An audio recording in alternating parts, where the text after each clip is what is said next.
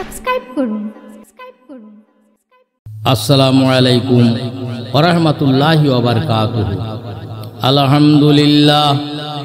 আলহামদুলিল্লাহি নাহমাদুহু ওয়া নাস্তাঈনুহু ওয়া নাস্তাগফিরুহু ওয়া নাউযু বিল্লাহি মিন শুরুরি আনফুসিনা ওয়া মিন সাইয়্যাতি আ'মালিনা। মান ইয়াহদিহিল্লাহু ফালা মুদিল্লা লাহু ওয়া মান ইউদ্লিলহু ফালা হাদিয়া লাহু। ওয়া আশহাদু আল্লা ইলাহা ইল্লাল্লাহু ওয়াহদাহু লা শারীকা লাহু ওয়া আশহাদু আন্না মুহাম্মাদান আবদুহু ওয়া রাসূলুহু আরসালাহু বিল হাক্কি বাসীরাও ওয়া নাযীরা। কামা ক্বালা আল্লাহু তাআলা ফি কালামিহিল মাজিদ ওয়াল ফুরকানিল হামিদ।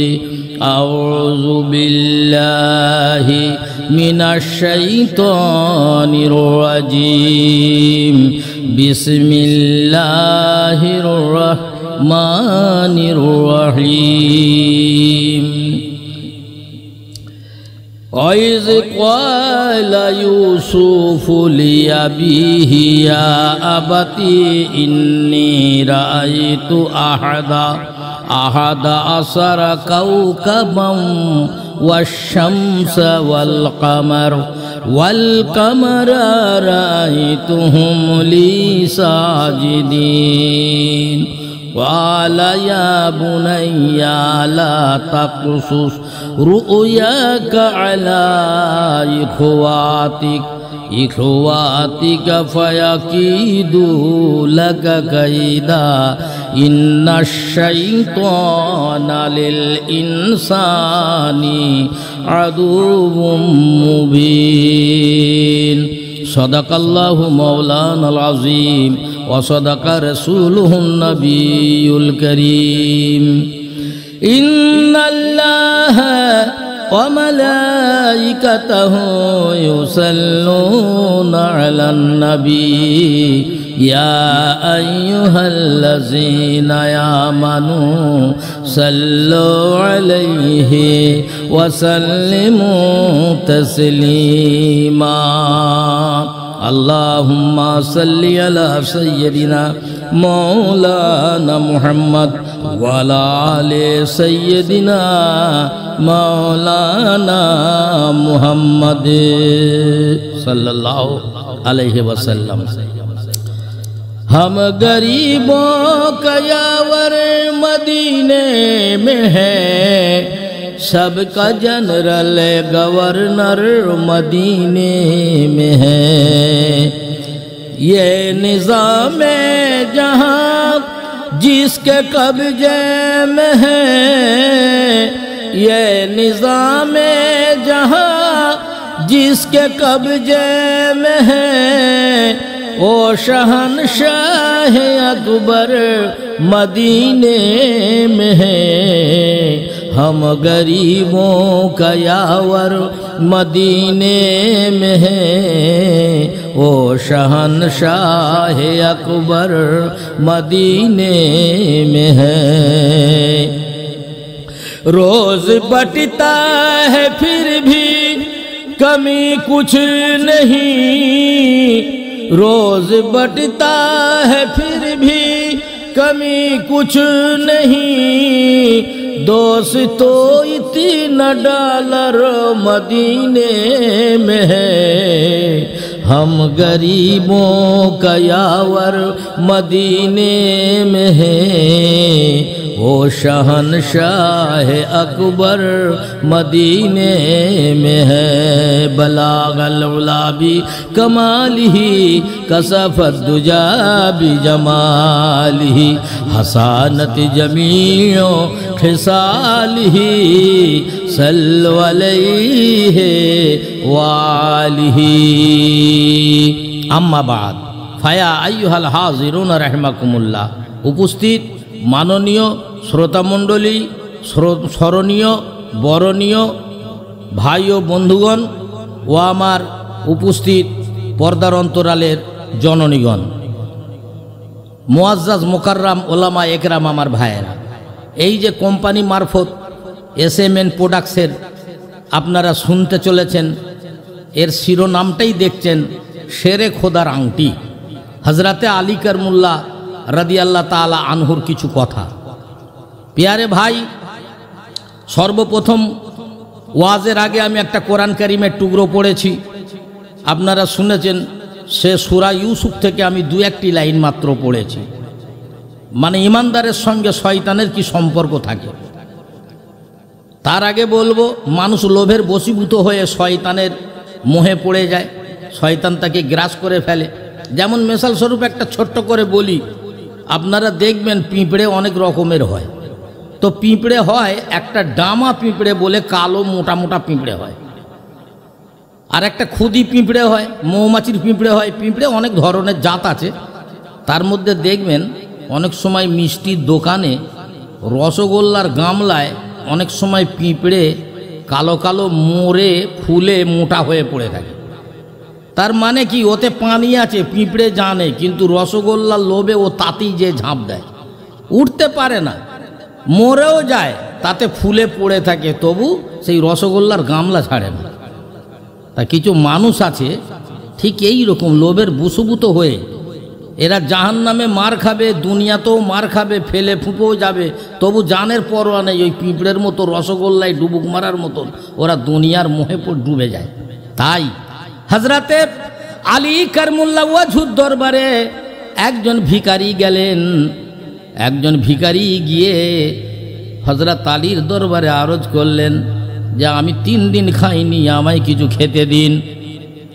লোকটিও জানে না যে উনি হজরতে আলী। হজরতে আলী কারমুল্লাহ ওয়াজহু জানে একজন ভিখারি সওয়াল করেছে। তো ভাই আমার, এমন সময় দেখা গেল হজরতে আলী কারমুল্লাহ ওয়াজহু কিছুই দেবার মতন তখন তার নাই। ওনার হাতের একটা আংটি, সেটাই গরিবকে দিয়ে দিল। হাতের আংটিটাকে নিয়ে গেল। আমার ভাইয়েরা, সেই হজরতে আলী কারমুল্লাহ ওয়াজহুর কথা বলছি। এক সাওয়ালি দুপুরে আসেন আলীর ঘরে, এক সাওয়ালি দুপুরে আসেন আলীর ঘরে, বলে দাও না কিছু মোর খাওয়ার তরে। এক সাওয়ালি এসে আসেন আলীর ঘরে।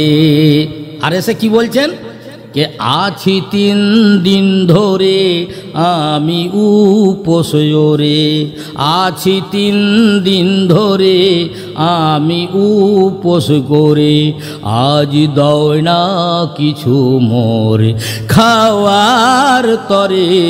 এক সাওয়ালি দুপুরে আসেন আলীর ঘরে। হজরতে আলী কারমুল্লাহ ওয়াজহুর দরবারে এলেন, হাতের আংটিটাই দান করে দিলেন। শেরে খোদায় ফকির সওয়াল করে যখন, দয়ার মতন ফকিরের কিছু ছিল না তখন। শেরে খোদার দ্বারে ফকির আসে যখন, দেওয়ার মতন ফকিরের কিছু ছিল না তখন। কি প্রেমে ভরা ছিল দিল্লি মুর্তুজার, কি প্রেমে ভরা ছিল দিল্লি মুর্তুজার। হাতের আংটিটা দান করেন ফকিরে, এক সাওয়ালি দুপুরে আসেন আলীর ঘরে। হযরতে আলী কারমুল্লাহ ওয়াজহু থাকতে পারে না, ব্যথায় জর্জরিত দিল নিয়ে অবশেষে যাতে নিরাশ হয়ে না যায়, যার জন্যে হাতের আংটিটা খুলে দিয়ে দিলেন। আমার ভাইয়েরা, ফকির ওই আংটিটাকে নিয়ে খিদের তাড়নায় কি করবে, কিছু দূরে গেল, গিয়ে দেখতে পেল একটা হোটেল দেখা গেল, সেখানে রুটি বিক্রি হচ্ছে। ফকির চিন্তা করলো এই আংটিটা দোকানদারকে দেব, আর এর বদলে যা রুটি হবে তাই নিয়ে খাবো। আংটিটা দোকানদারকে দিল, বলে এই আংটিটা নিয়ে আমায় কিছু রুটি দাও। আমার ভাইয়েরা, ওই হোটেলওয়ালা আংটিটাকে নিয়ে একটা পাল্লায় চাপালো, বলে এর ওজন যা হবে তাই দেব। বলে একটা, দুটো, তিনটে, চারটে এরকম করে করে সেই হোটেলে তার যতগুলো রুটি তৈরি করা ছিল সব পাল্লায় তুলে দিল, তবু আংটির ওজন হালকা হয় না, আংটির পাল্লা চাগে না। তখন হোটেলওয়ালা বেঈমান হয়ে গেল, ইমান খারাপ হয়ে গেল। দুজন সাক্ষীকে জোগাড় করলো, জবরদস্তি ফকিরের রুটিও দিল না আর আংটিটাও দিল না। বলে আংটি তুই চুরি করেছিস, সে আংটি হচ্ছে আমার, তার মানে রুটিটা দেবার জ্বালায় এই কথা তখন বলিল। দোকানে তৈরি করা যত রুটি ছিল, দোকানে তৈরি করা যত রুটি ছিল, পাল্লায় সব দিত তবু পাল্লা না ঝুঁকিল, পাল্লায় সব দিতে তবুও পাল্লা না ঝুঁকিল। আংটি ওই মুর্তুজার দামাদ নবী মুস্তাফার, আংটি ওই মুর্তুজার দামাদ নবী মুস্তাফার। নীলাময়ের আছে যে লীলাটি ভরে, এক সওয়ালি দুপুরে আসেন আলীর ঘরে। বলে দাও না কিছু মোর খাওয়ার তরে। আমার ভাইয়েরাম, যখন পাল্লার সব রুটি উঠলো তাও ঝোঁকে না, তখন ওই দুটো সাক্ষী জোগাড় করলো, বলে আংটিটাকে নিয়ে নিল। তখন ওই ফকির কেঁদে কেঁদে হযরত আলীর দরবারে গেল। আর কিভাবে গেল দেখুন, ওই দুটো সাক্ষী জোগাড় করে রুটিওয়ালা ওই ফকিরকে নিয়ে কাজীর কাছে ধরে নিয়ে গিয়ে বিচার ডাকলো। আর কাজী কি করলো জানেন? ওই মিথ্যাবাদী শয়তানি দুটো সাক্ষীর ওসিলা করে রুটিওয়ালার কথা শুনে ওই গরিব ফকিরটার হাতটাকে কেটে নিল। ওই কাটা হাতে ঝরঝর করে রক্ত পড়ে। ওই হাতটাকে নিয়ে হযরত আলীর দরবারে গেলেন। কাজীর হুকুম মতো হাত কাটা যে হলো, গরিব ভিখারির কথা কেউ কানে না নিল। গরিব ভিখারির কথা কেউ কানে নিল না। মিথ্যার কাছেতে সত্য আজ হেরে গেছে, মিথ্যার কাছেতে সত্য হেরে গেছে। ফকির আলীর কাছে যায় হাতে কাটাটি নিয়ে, এক সওয়ালি দুপুরে আসেন আলীর ঘরে। দেখো আলী গো তোমার দয়ার দানে কি হলো। ফকির বলছে হযরতে আলীর কাছে গিয়ে, দেখো আলী গো তোমার দয়ার দানে কি হলো। ভুকা ফাঁকা হালাতে দুহাতে কাটা যে গেল, মুখে কালি মাখিয়েছে, মুখে কালি মাখিয়েছে, আমায় চোর বানিয়েছে। ফকির বলছেন হযরতে আলীকে কে মুখে কালি মাখিয়েছে, আমায় চোর বানিয়েছে। তোমায় দিতেই হবে এর বিচার করে, এক সওয়ালি দুপুরে আসেন আলীর ঘরে। আমার ভাইয়েরা, যখন ফকির সাহেবের হাত কাটা দেখলো, হযরতে আলী বড়ই ব্যথা পেল। আর সেই ব্যথা পেয়ে হযরতে আলী ওই ফকিরের কাটা হাতটা নিয়ে কাজীর কাছে গেল। গিয়ে তখন ওই রুটিওয়ালাকে ডাক করালো, তার সঙ্গীদেরকেও ডাক করালো। হযরতে আলী বলেন, এ কাজী, তুমি না বুঝে এর হাত কেটে নিয়েছ, এ আংটি আমার, আমি ওকে দান করেছি। এমন সময় কাজী তাদেরও ডাক করালো। ওর মধ্যে একজন সোনাওয়ালা ছিল। ওই রুটির দুই সাক্ষীর মধ্যে সোনাওয়ালা বলল, এ আংটি আমি হাতে করে গড়েছি। হযরতে আলী কারমুল্লাহ ওয়াজহু বললেন, তুমি যদি আংটিটাই গড়ে থাকো তাহলে তুমি আংটিটাকে ভেঙে আবার নতুন করে তৈরি করে দেখাও। তখন ওই সোনাওয়ালা ওই আংটিটা নিয়ে তাতে হাতুড়ি মারে। আর যেই হাতুড়ি মারল আংটিটা ভাঙার জন্যে, আংটি থেকে একটা আগুনের ফোয়ারা বের হলো। ওই আগুনের ফুয়ারায় ওই সোনাওয়ালা চোখে অন্ধ হয়ে গেল। তখন হযরতে আলীর পায়ে পড়িল, হুজুর আমি বড় অন্যায় করেছি, আমাকে একবার ক্ষমা করে দিন। মানে প্রমাণ হয়ে গেল যে এটা তার আংটি না, হযরতে আলীর আংটি। দয়াল দাতা আলীর দিল ওই গলে গেল। যখন কান্নাকাটি করছে হুজুর মাফ করে দিন, তখন দয়াল দাতা আলীর দিল ওই গলে গেল। আল্লাহর দ্বারে আলী ফরিয়াদ করিল, আল্লাহর ওলি আল্লাহর দ্বারে আলী ওই ফরিয়াদ করিল। কবুল হয় প্রার্থনা যখন দেখো না, কবুল হয় প্রার্থনা যখন দেখো না। অন্ধ জ্যোতি নয়নে পাইল ফিরে, এক সাওয়ালি দুপুরে আসেন আলীর ঘরে। ভাইরা আমার, হযরতে আলী কারমুল্লাহ ওয়াজহু আল্লাহর কাছে দোয়া করলেন, আর যেই দোয়া করলেন আল্লাহর হুকুমে ওই অন্ধ চোখে জ্যোতিও ফিরে পেল, আংটিও ফকির ফিরে পেল, আর ফকিরের কাটা হাতটাও জুড়ে গেল। তাই কবি বললেন, গুলজার বলে ভাবো দিলে কি শান মুরে তুজার, গুলজার বলে ভাবো দিলে কি শান মুরে তুজার।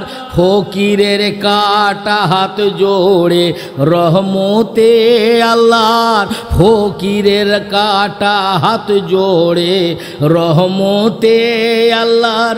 আল্লাহওয়ালার কিষান ভেবে দেখ মুসলমান, আল্লাহওয়ালার কিষান ভেবে দেখ মুসলমান। থাকো দুনিয়ায় ওলিদের দামানটি ধরে, থাকো দুনিয়ায় ওলিদের দামানটি ধরে।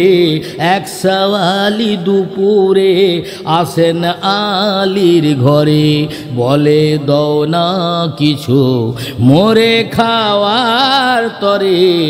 আছি 3 দিন ধরে আমি উপোসরে, আজ দও না কিছু আমায় খাওয়ার তরে, আজ দাও না আমায় কিছু খাওয়ার তরে।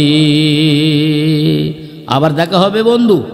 এই যে শেরে খোদের আংটি বললাম, আপনারা জানেন ইউটিউবের মধ্যে বেশিক্ষণ ওয়াজ হয় না, যার জন্য অল্প অল্প একটু একটু টুকরো টুকরো কথা বললাম।